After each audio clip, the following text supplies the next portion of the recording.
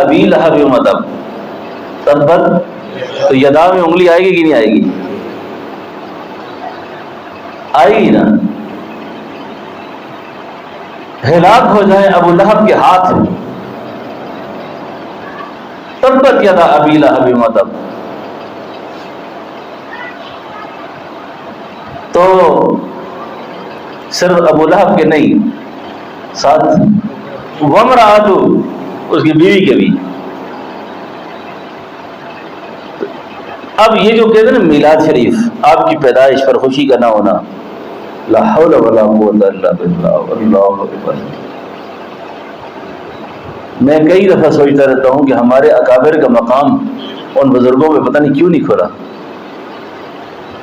کیوں نہ کھل سکا؟ ان سے بڑا عاشق رسول کون تھا جنہوں نے حضور کی تعریف میں، حضور کی مدح میں ایسے ایسے اشعار کہے، ایسی ایسی باتیں کہیں، ایسے ایسے کلام لکھے۔ اب آپ کی پیدائش پر بات ہو رہی ہے، حجت الاسلام، ہم سب کے پیروں کے پیر حجت الاسلام حضرت نانوتوی فرماتے ہیں، سب سے پہلے، آپ کی سنیں ذرا، سب سے پہلے مشیت کے انوار سے نقش روح محمد بنایا گیا۔ سب سے پہلے مشیت کے انوار سے نقش روح محمد بنایا گیا، پھر اسی نقش سے مانگ کر روشنی بزم گورو مقام کو سجایا گیا۔ آپ شاہد بھی، آپ حامد بھی، آپ محمود بھی، آپ شاہد بھی، انا ارسلناک شاہدا ومبشرا ونذیرا وداعیا الی اللہ باذنہ وسراجا منیرا۔ یہ سارے القابات اور ساری شانیں آپ کی ہیں۔ آپ شاہد بھی، آپ حامد بھی، آپ محمود بھی، بظاہر وہ امیوں میں اٹھایا گیا، بظاہر وہ امیوں میں اٹھایا گیا۔ آپ کو روز محشر کا ڈر کس لیے ہے قاسم؟ محشر کا ڈر کس لیے ہے قاسم؟ تیرا آقا ہے وہ، تیرا مولا ہے وہ، جس کی خاطر جنت بسائی گئی، جن کے ہاتھوں کوثر لٹایا گیا، جن کے ہاتھوں کوثر لٹایا گیا۔ تجھے روز محشر کا ڈر کس لیے ہے قاسم؟ تو کیوں پریشان ہے؟ جب آپ بھی پریشان نہ ہو، نہ غم کرو۔ ہمارا معاملہ دو کریموں کے پاس ہے۔ ہمارا معاملہ کس کے پاس ہے؟ دو کریموں کے پاس ہے۔ اللہ بھی کریم ہے اور نبی بھی کریم ہے۔ تو جو دو کریموں کے پاس جس کا مقدمہ کیا، وہ کیا فیصلہ کریں گے؟ مطمئن رہو، اتباع کرو، پریشان نہیں ہونا چاہیے۔ اللہ سے بڑی اچھی امید ہے ہمیں، اللہ ہمیں ضائع نہ کرے۔ اب آپ کی پیدائش ہوتی ہے، بولو میرے صاحب ادھر ہی، آپ کی پیدائش ہوتی ہے، آپ دنیا میں تشریف لاتے ہیں۔ اب آپ کی پیدائش، آپ کا دنیا میں تشریف لے آنا، یہ اتنا بڑا ایک عظیم واقعہ ہے کہ آپ دنیا میں تشریف لائے۔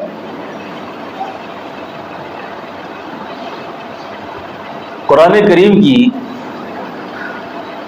ایک آیت مبارکہ راز و جلسے میں نے پڑھی بھی تھی، وہ کیا تھی؟ لقد جاءکم رسول من انفسکم، آگے کیا ہے؟ عزیز علیہ ما عنتم حریص علیکم بالمؤمنین رؤوف الرحیم۔ اللہ اکبر۔ قل انما انا بشر مثلکم یوحی الی انما الہکم الہ واحد۔ اب آپ کی پیدائش ہوتی ہے، آپ پیدا ہوتے ہیں، آپ ہم جیسے تھے؟ نہیں، آپ ہم جیسے تو نہیں تھے۔ بچے پیدا ہوتے ہیں، ان کے ساتھ علائشیں ہوتی ہیں۔ اماں فرماتی ہیں میں تو حیران ہوں، جب میرا لال محمد پیدا ہوتا ہے، میرا نور نظر پیدا ہوتا ہے، میں کیا دیکھتی ہوں، آپ نے غسل بھی کیا ہوا ہے، آپ کی آنکھوں میں سرما بھی لگا ہوا ہے، آپ کے ناک بھی کٹی ہوئی ہے، آپ کو خوشبو بھی لگی ہوئی ہے، اور آپ کے ناخن کٹے ہوئے ہیں، آپ کے بال بنے ہوئے ہیں، یہ کیسا بچہ ہے؟ اس لیے یاد رکھیں،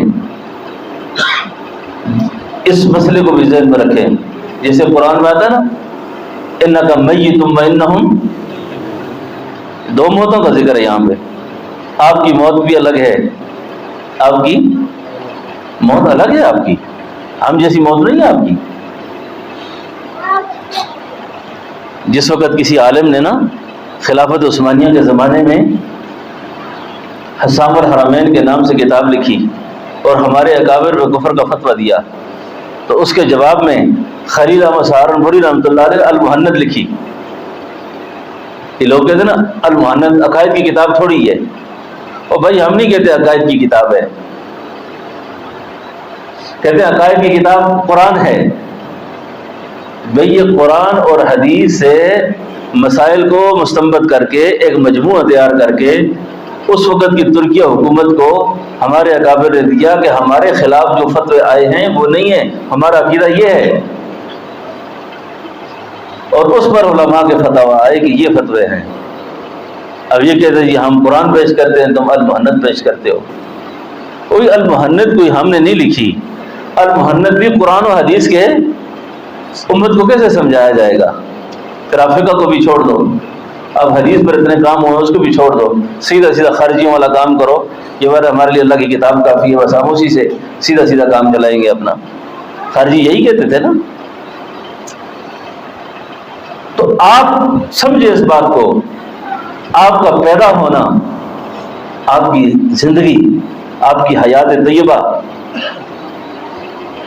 اب آپ بھی پیدا ہوئے ہیں، مولانا صابر صاحب مسئلہ سمجھیں، آپ بھی پیدا ہوئے، آپ کی پیدائش سب سے مختلف ہے، آپ کا لڑکپن کے اندر بھی انسان میں خرابیاں ہوتی ہیں کہ نہیں ہوتی؟ بچپنے کے اندر بھی ہوتی ہے نا۔ اب دیکھیں نا، چھوٹا سا بچہ ہے، مثال دے رہا ہوں، 1 سال کا بچہ قدرے شعور کی طرف آتا ہے، ماں کو غصہ آئے تو ماں اس بچے کو مارتی ہے، باپ کو غصہ آئے تو وہ بچہ بھی رد عمل کے طور پر اپنا غصہ دکھاتا ہے۔ 1 سال کا بچہ دکھاتا ہے کہ نہیں دکھاتا؟ لیکن اس بچے کو اس نے کبھی کوئی رد عمل نہیں دیا، کیوں؟ اب آپ کی پیدائش کے بعد اماں حلیمہ سعدیہ جب آپ کو لے جاتی ہیں اور جب آپ کا شق صدر ہوتا ہے تو اس شق صدر کے اندر جب آپ کا سینہ مبارک کھولا گیا، اس سینے مبارک کے اندر وہ جو بچپنے کے اندر انسان کے اندر خمیاں خرابیاں ہوتی ہیں ان کو اسی وقت نکال دیا گیا۔ اب ہم جیسے تھے،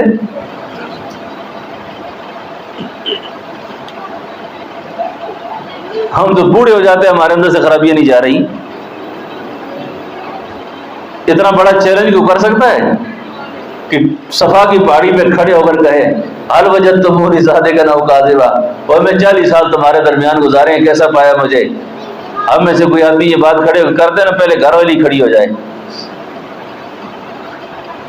بزرگوں ذرا تھوڑا سا بریک لگائیں۔ کیوں مولوی صاحب؟ ہم تو اپنی بیوی کے سامنے یہ نہیں کہہ سکتے، بچوں کے سامنے یہ نہیں کہہ سکتے مجھے کیسا پایا۔ ہو گئے جی ابا جی مہربانی کرو، بات بات پہ غصہ، بات بات پہ لڑائی، بات بات پہ جھگڑا، کیسے پایا آپ کو؟ آپ کو تو ہم نے ایسے ہی پایا ہے۔ لیکن اتنا بڑا چیلنج کرنا کوئی آسان نہیں ہے۔ 40 سال میں نے تمہارے پاس گزارے، کیسے پایا؟ سبحان اللہ۔ آگے سے ہر ایک کہتا ہے آپ جیسا نہ تو ہم نے کوئی صادق دیکھا، آپ جیسا نہ تو ہم نے امین دیکھا۔ آپ کی شرافت، آپ کی دیانت اور آپ کی اعلیٰ ظرفی، سبحان اللہ، آپ کی شان، آپ کی رفت، جس کو سید نفیس شاہ صاحب اپنے ذوق میں کہتے ہیں، سبحان اللہ، خوب شعر کہا، اے رسول امی خاتم المرسلین، تجھ سا کوئی نہیں، تجھ سا، آپ کا عظمت کو دیکھیں، کہتے ہیں تیرے انداز میں وسعت فرش کی، تیرے انداز میں وسعت فرش کی، تیرے انداز میں وسعت عرش کی. اسی طرح شعر ہے یہ، تیرے انداز میں رفعت عرش کی، قاب قوسین گرد سفر میں تیری. آپ تو آپ ہیں، آپ کی مثال کہاں سے لائیں؟ آپ کی مثال کہاں سے لائیں؟ یوسف علیہ السلام کا تذکرہ کیا نا کسی نے، یوسف علیہ السلام کا، کہ یوسف علیہ السلام کو اللہ نے بہت حسین پیدا کیا. مصر کی دوشیزگی، مصر کی نسوانیت، مصر کی عورتیں، اور بالخصوص مصر کے بادشاہ کی بیوی زلیخا جو تھی نا، عورتیں اس بات کو سن لیں، عورتوں کے اندر ایک بیماری ہوتی ہے، جن گھروں میں خاص پردے کا ماحول بھی ہوتا ہے نا، گھر آنے جانے والے مرد کو نا دروازے کی اور سے دیکھنے کی کوشش کرتے ہیں کس طرح کا آدمی ہے. جسے نگاہ کی حفاظت مرد پر فرض ہے نا، عورت پر بھی فرض ہے. اللہ اکبر، اللہ اکبر. اب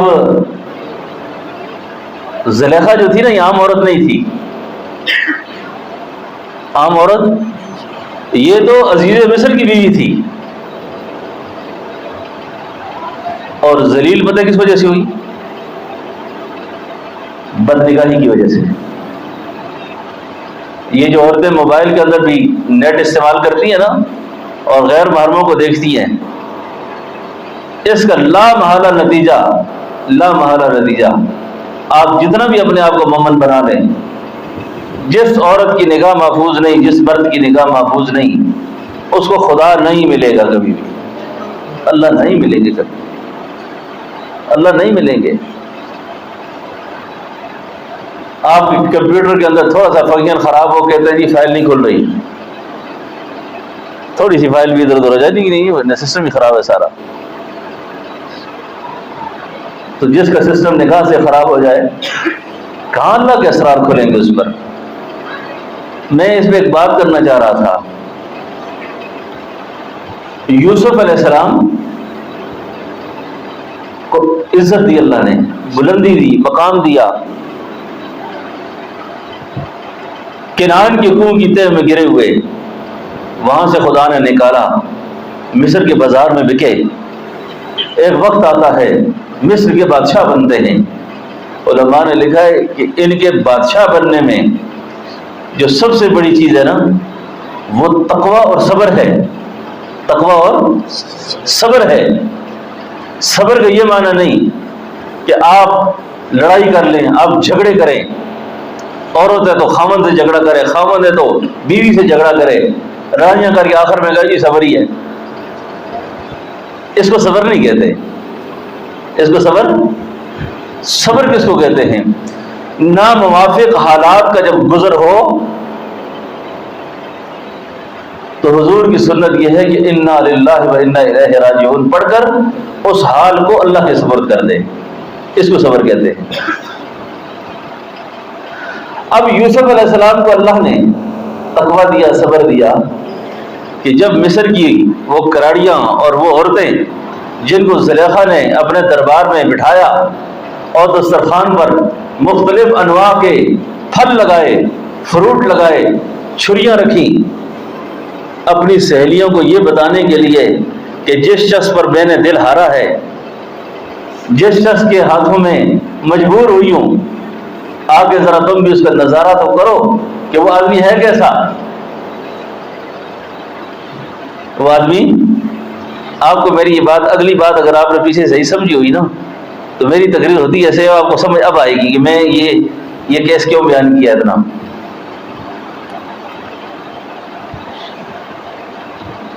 اب مصر کی عورتیں ساری جمع ہیں. یوسف علیہ السلام کو اب زلیخا نے پیش کرنا ہے، اب لانا ہے.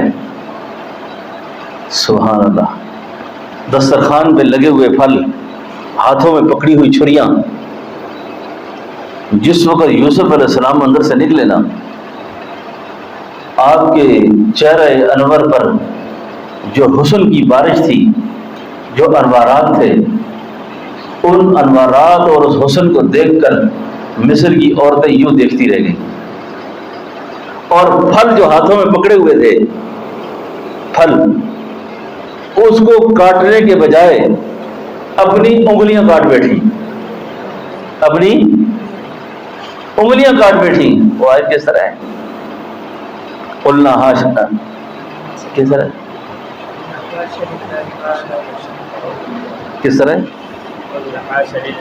قلنا حاش للہ ما ھذا بشرا ان ھذا الا ملک. اب وہ پھل تو نہ کٹا، پھل تو نہ کٹا، انگلیاں کٹ گئی. کیا ہوا؟ یوسف علیہ السلام نگاہوں کو جھکائے ہوئے نکل کھڑے ہوئے. اس کو شاعر نے بہت خوب کہا، ویکھیا جو یوسف نے انگلیاں کٹیاں. بات یہ کر رہا تھا، ویکھیا جو یوسف نے انگلیاں کٹیاں. مصر کی دوشیزگی، مصر کی نسوانیت، مصر کی عورت حسن یوسفی کو دیکھتی ہے، انگلیاں کٹاتی ہے. کیا کرتی ہے؟ ایمان نہیں لاتی، ایمان نہیں لاتی. ویکھیا جی یوسف نے انگلیاں کٹیاں، آقا دے دیوانیاں نے جانوار سٹیاں.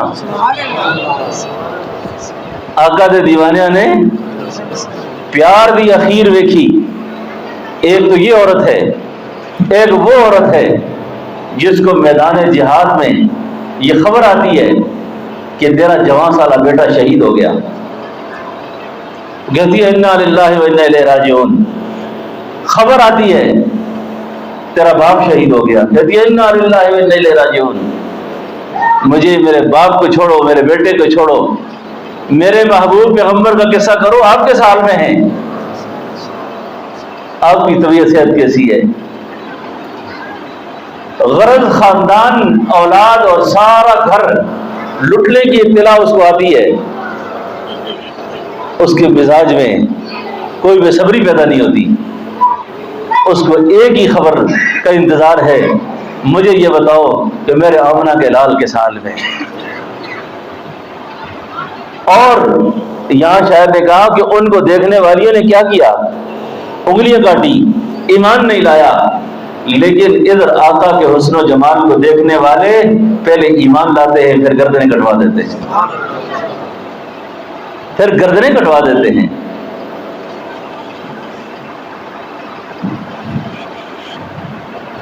آپ کی پیدائش، آپ پیدا ہو گئے. اب بچپنے کی بات ہو رہی ہے کہ آپ کی پیدائش کے بعد بچوں کی صحیح تربیت کے لیے، نشو و نما کے لیے دیہات کا ماحول دیا جاتا ہے. دیہات کا. اب آپ ہم جیسے ہیں.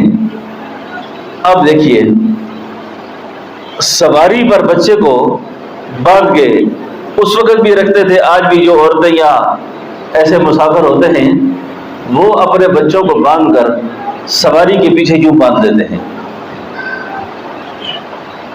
اب اماں حلیمہ جو ہیں اپنے بچے کو، اس بیٹے کو جب لے جانے لگی ہیں، یہ بات جو لوگ کرتے ہیں نا کہ وہ بڑی بڑی تگڑی سواریوں والی عورتیں اور یہ ہوا اور وہ ہوا، انہوں نے یتیم سمجھ کر نہیں اٹھایا. آپ کو یتیم سمجھنے کا مسئلہ ہی نہیں. اللہ نے اقبال جو حلیمہ کو دینا تھا، وقار جو حلیمہ کو دینا تھا، اب یتیمی کا سوال ہی پیدا نہیں ہوتا کہ یتیم سمجھ کر نہیں اٹھایا. اللہ نے حلیمہ سعدیہ کے مقدر روشن کرنے تھے، ایک عزت بخشنی تھی، ایک شرف بخشنا تھا، ایک مقام دینا تھا. اس مقام کے تحت اللہ نے، اماں حلیمہ فرماتی ہے میری سواری یہ تو پکی بات ہے کہ کمزور ہے، لیکن جب میں بچے کو سواری میں بٹھاتی ہوں، خود آگے بیٹھتی ہوں، سواری نہیں چلتی. سواری نہیں چل رہی، اٹھتی نہیں سواری، اٹھتی نہیں ہے سواری. اب کیا کریں؟ کسی نے کہا یہ سواری نہیں اٹھے گی. یہ جو بچہ پیچھے بیٹھا ہوا ہے نا، جس کو آپ نے بٹھایا ہے، اس نے مسجد اقصیٰ میں 1,24,000 انبیاء کے آگے کھڑے ہو کے نماز پڑھانی ہے. تم اس کو پیچھے بٹھا کر سواری کو اٹھانا چاہو گے تو یہ سواری نہیں اٹھے گی. اب کیا کریں؟ اب یہ کرو کہ اس بچے کو اٹھا کے آگے رکھو، خود پیچھے بیٹھو. جو ہی ایسا کیا، اللہ کی شان کی سواری اٹھی، اور وہ جو ڈاچیاں اور سواریاں چل رہی تھیں، ان سواریوں کو پیچھے چھوڑتے ہوئے تیز رفتاری کے ساتھ بڑھتی چلی جا رہی ہیں. اور انہی سواریوں میں سوار ایک عورت اماں حلیمہ سے کہتی ہے، حلیمہ مکہ مکرمہ جا کر کہیں سواری تبدیل کر کے آ گئی ہے، اچھا طاقتور جانور آپ نے خریدا. اماں حلیمہ فرماتی ہے، نہیں، سواری میں نے نہیں خریدی، سواری تبدیل نہیں کی. آج میرے ساتھ ایک واقعہ ہو گیا کہ میرا سوار تبدیل ہو گیا ہے، میرا سوار تبدیل ہو گیا ہے. اللہ اکبر، اللہ اکبر، سوار تبدیل ہو گیا ہے. یہ آپ کی اماں حلیمہ کے گھر پہنچتے ہیں. آپ اماں حلیمہ کے گھر، آپ کی حقیقی بہن بھائی آپ کے کوئی نہیں تھے. حقیقی آپ کے رضائی رشتوں میں آپ کی بہن تھی جس کا نام شیمہ تھا. میں درمیان کا واقعہ بھی عرض کروں گا، سیرت چل رہی ہے، انشاءاللہ مجھے اللہ تعالیٰ توفیق دے کہ میں جس طرح شروع کیا ہوا ہے مضمون، اس کو کوشش کروں کسی کنارے پہ لگانے کی، کیونکہ میں بہت ہی پسندیدہ مضمون ہے سیرت، بہت پسند کرتا ہوں اس مضمون کو، پڑھتا ہوں. اور بہت پہلے الحمدللہ سیرت کی 2-4 کتابیں ایسی ہیں جو میں نے بہت اچھے طریقے سے پڑھی ہیں. اب وہ کام آ رہی ہیں، جب بیان کرتا ہوں مواد سامنے آ جاتا ہے. مولانا ادریس صاحب کاندھوی کو پڑھا کریں، علامہ شبلی نعمانی کو پڑھا کریں، کمال لکھا ہے انہوں نے، کمال لکھا ہے. اور علماء کرام خاص طور پر ترجمان السنہ میں اس کو دیکھا کریں. اب آپ کی یہ جو رضائی بہن ہے جس کا نام شیمہ ہے، ہائے ہائے، مولانا ضیاء القاسمی رحمۃ اللہ علیہ بڑے خطیب گزرے ہیں ہمارے. وہ جب بیان کیا کرتے تھے نا تو بیان میں اس طرح کہتے تھے، جدوں ماں پہ مر جان تیاں نے میکے تے پیکے مک جاندے نے. ان کے میکے ختم ہو جاتے ہیں. ماں باپ نہ ہونا تو بہنوں اور بیٹیوں کو کوئی پوچھنے والا نہیں ہوتا. کہتے اللہ کے حبیب جب دنیا میں آئے، آپ نے سمجھایا کہ بیٹی کون ہوتی ہے، ماں کون ہوتی ہے، بہن کون ہوتی ہے. اس کا کیا تصور تھا پہلے. اب یہ جو بہن ہے نا، اس بہن کو اماں حلیمہ بڑی تاکید کرتی کہ اس قریشی بھائی کا بہت خیال کرنا، اس قریشی بھائی کا بہت خیال کرنا. خدا نہ خواستہ اس قریشی بھائی کو کوئی نقصان پہنچ گیا تو مکہ کے قریشی ہمیں نہیں چھوڑیں گے، پھر ہمارے راستے بند ہو جائیں گے. اب یہ بہن انتہائی ادب احترام کے ساتھ اپنے اس بھائی کو پالتی ہیں، کھیلتی ہیں، کھلاتی ہیں، خوش ہیں. اور اتنے آپ بڑے ہو گئے، اس عمر کو پہنچ گئے کہ جب آپ کی یہ بہن شیمہ بکریاں چرانے جاتی ہے. سیرت نے ایک بات لکھی ہے، کتابوں میں ایسی باتیں مل جاتی ہیں. وجہ یہ ہوتی ہے کہ آپ کی نظم میں کسی نے کچھ لکھا، نثر میں لکھا، نعت میں لکھا. شعراء کا یا ادیبوں کا یہ انداز ہوتا ہے کہ جب ان کو کوئی لفظ ملتا نہیں ہے تو کسی لفظ کو بھی ڈال دیتے ہیں. لیکن عظمت رسول کے پیش نظر الفاظ کے چناؤ میں انتہائی احتیاط کرنا چاہیے. میں کل رات یہ بات سوچ رہا تھا کہ مولانا ولی راضی نے کتاب لکھی ہے حضور کی سیرت پر، بغیر نقطے کے، پوری کتاب میں نقطہ کوئی نہیں. ہادی عالم مولانا مفتی محمد تقی عثمانی صاحب کے یہ بڑے بھائی ہیں. مولانا تقی عثمانی صاحب فرمانے لگے یہ ہندوستانیوں کی زبان ہے نا اردو, تو اردو کی جو بات بھی ہوتی ہے ان کے آگے ہاتھ باندھ کے کھڑی ہوتی ہے. ہم کیونکہ اپنی زبان سے پہلے دوسری زبان میں آتے ہیں, پھر اردو میں آتے ہیں, کافی لمبا سفر کرنا پڑتا ہے ہمیں کچھ لکھنے پڑھنے میں نا, تو ہندوستانیوں کی زبان ہے. مولانا تقی عثمانی فرماتے ہیں کہ میرے بھائی مولانا ولی رازی میرے پاس اپنی کتاب لے کر آئے کہ مولانا اس پر آپ مقدمہ لکھیں. تو کہنے لگے کہ میں نے جب کتاب دیکھی اس پہ نقطہ کوئی نہیں. میں نے جب کتاب کو دیکھا اس پہ نقطہ کوئی نہیں, میرے تو دانتوں کو پسینہ آ گیا. میرے دانتوں کو پسینہ آ گیا, اتنی بڑی کتاب لکھی ہے نقطہ کوئی نہیں اس میں. میں سوچنے لگا میں تو ایک صفحہ بھی نقطے کے بغیر نہیں لکھ سکتا. اس کو میں یہ کیوں بات کی ہے, میں نے کہا دیکھو اگر ایک آدمی کوشش کر کے ہمت کر کے عظمت رسالت کے باب میں جیسے لفظ محمد پر نقطہ کوئی نہیں, اگر وہ احتیاط کر کے کتاب لکھ سکتا ہے تو ہمیں کیا عزت و ناموس رسالت کے معاملے میں آ کر الفاظ کے چناؤ میں احتیاط نہیں کرنا چاہیے کہ حضور کی عزت کے بارے میں جب بات کریں تو بہت احتیاط سے کریں. وہ چند دن پہلے میں تو ایسے الفاظ سنتا بھی نہیں ہوں. وہ جو جہلم میں ایک بدبخت ہے جس نے کوئی الفاظ پکے ہیں اور جو اس پہ کیسے ایسی بن گیا اس پہ, اس کے دفاع میں بھی کئی لوگ کھڑے ہو جاتے ہیں کہ جی یہ الفاظ تو یہ رسالت میں نہیں آتے, جی یہ آتے ہیں یہ نہیں آتے. مجھ سے کسی آدمی نے آج پوچھا کسی جگہ, میں نے کہا نو کمنٹس, میں نے کہا میں اس پہ کوئی کمنٹ نہیں دوں گا. یہ ناموس رسالت کا مسئلہ ہے, حضور کی عزت کا مسئلہ ہے. ہمارے پاس اور ہے کیا ہے, آخر میں حضور رہ جاتے ہیں ہمارے پاس. اس پر بھی ہم آ کر اپنی علمی مشغافیاں چھوڑنا شروع کر دیں کہ نہیں جی ایسے نہیں ہے تو ایسے ہے, ایسے نہیں ہے تو ایسے ہے. میں نے کہا اس بدبخت کو تن کے رکھو, دبا کے رکھو اس کو, آئندہ کسی کمینے کو ایسی جرت نہ ہو کہ وہ حضور کی عزت کے بارے میں کوئی جملہ بک سکے. اور خود عیسائیوں نے بھی کہا کہ ہماری کسی کتاب میں یہ بات نہیں لکھی ہوئی جو یہ بدبخت بکتا ہے, جو یہ کہتا ہے.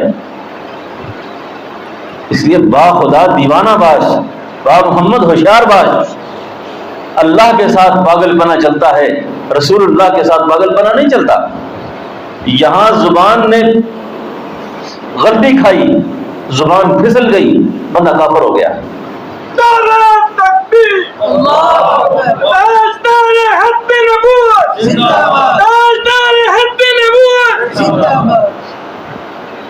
تو بہت ہے. اب سیرت میں بعض کتابوں میں ایسے لکھا ہوتا ہے کہ اب یہ جو شیما بہن تھی نا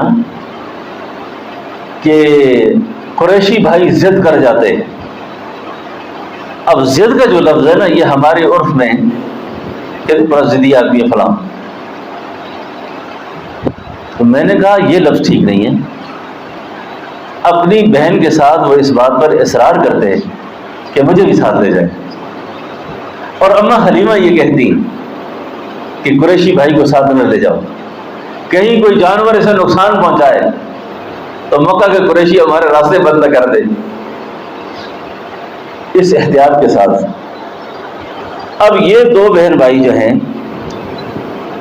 ان کا حضور سے ماں سے جو رضاعت کا رشتہ ہے